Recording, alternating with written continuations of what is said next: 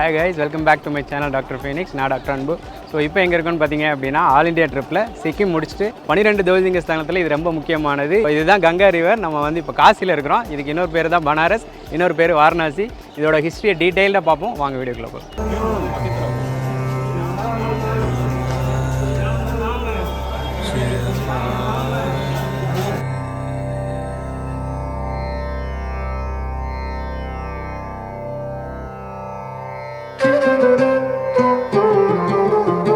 காசி ஒரு புனித தலமாகவும் முக்தி தரும் 7 ஸ்தலங்களில் ஒன்றாகவும் கடைசி காலகட்டத்தில் இந்த புனித நகரில் வாழ்ந்து இங்கேயே இறந்து தன்னோட உடலை இங்கேயே எரித்து அந்த சாம்பலை இந்த கங்கை கரையில் கரைக்கணும்னு மக்கள் வேண்டதுக்கு உண்டான காரணம் என்ன? காசியோட புனிதத்தை விவரிக்கிற வகையில் ஒரு வரலாறு ஒன்று இருக்கு. சகரன் அப்படின்ற ஒரு அரசன் இருந்தான். அவன் அஸ்வமேத யாகம் செய்கிறான். அந்த யாகத்தின் ஒரு விதியாக ஒரு குதிரை நாடு முழுவதும் சுற்றி வர வேண்டும். அந்த குதிரை எங்கெல்லாம் போகுதோ அதெல்லாம் அரசனோட கடைசாட்சிக்கு கீழே வரும். இதை பார்த்து பயந்த இந்திரர் அந்த குதிரையை கடும் தவத்தில் இருந்த கபில முனிவர் பக்கத்தில் மறைச்சு வைக்கிறார்.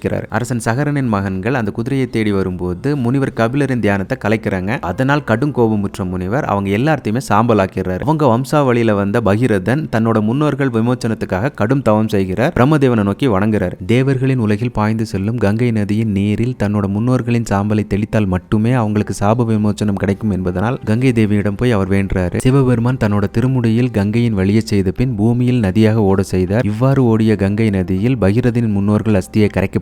இதனால் அவர்கள் முக்தி பெற்றனர். அன்னிலிருந்து தான் கங்கையில அஸ்தியை கரைச்ச முன்னோர்களின் ஆன்மாக்கள் முக்தி அடையும் அப்படின்ற ஒரு நம்பிக்கை பிறந்தது.